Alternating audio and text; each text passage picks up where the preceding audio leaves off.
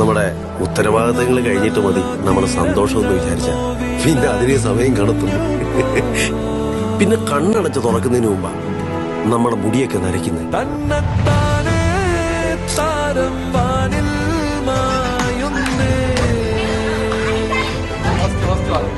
മണ്ണിൽ